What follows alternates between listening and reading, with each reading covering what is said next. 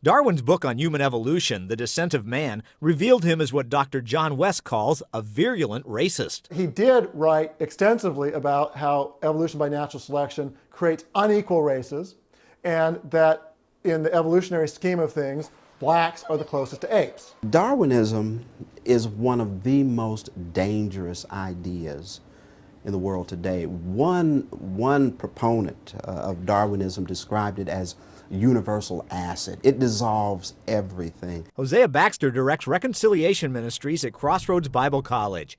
He says racism had always been around, but Darwin gave it an air of scientific legitimacy. Blacks and Native Americans would be portrayed as savages or ignorant or people who could not be civilized, no hope of being civilized. Baxter works with Dr. Charles Ware, co-author of Darwin's Plantation, Evolution's Racist Roots. Ware and co-author Ken Ham wrote, on the last page of his book, The Descent of Man, Charles Darwin expressed the opinion that he would rather be descended from a monkey than from a savage. In describing those with darker skin, he often used words like savage, low, and degraded to describe American Indians, pygmies, and almost every ethnic group whose physical appearance and culture differed from his own. Ware and Ham contend Darwin did more than anyone else to popularize racism.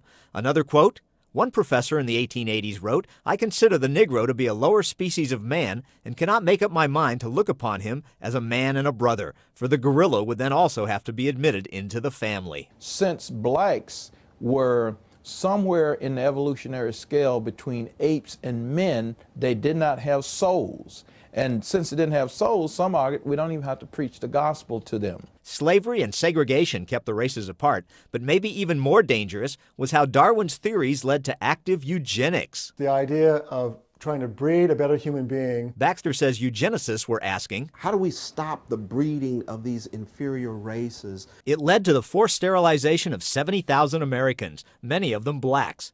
And then along came Margaret Sanger, founder of what would become Planned Parenthood. Margaret Sanger was very Darwinian and very much inspired by this overall idea that we're counteracting the law of natural selection by allowing people she considered less fit, whether it be because they were poor immigrants or people of other races. Part of the impetus behind abortion was to annihilate the black race. There were also many laws to keep blacks from marrying whites. Baxter says lawmakers were made afraid by arguments in books like 1907's Race Mongrels. If we don't create this separation of the race, we're going to create this mongrel race, this race of, say, retards. But Ware, the father of 4 interracial children, says that fear was ridiculous. People used to, interracial marriage was horrible, it's going to destroy racial groups and all that.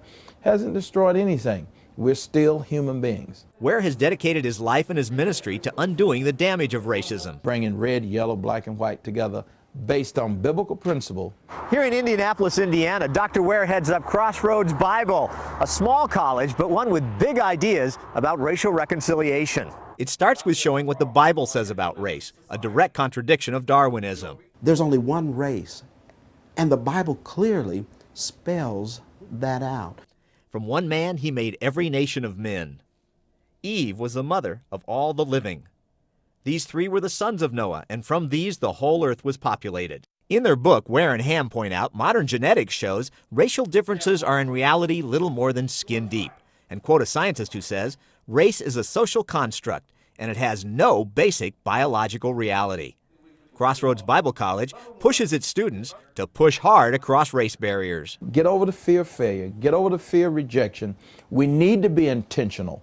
We need to find people, meet people, talk to people. Reconciliation then becomes that vehicle by which the world can look into the church and see evidence that God has sent the Son. That's how important reconciliation is. And we got to figure out, how do we carry out Matthew 28, 19, and 20? How do we make disciples of all panta ethne, all people group? So what Christians like Dr. Ware hope to convince the church is that it has to reject Darwinian thought and accept what the Bible says. There's only one race, the human race, and we have to love it in all its diversity. Paul Strand, CBN News, reporting from Crossroads Bible College, Indiana.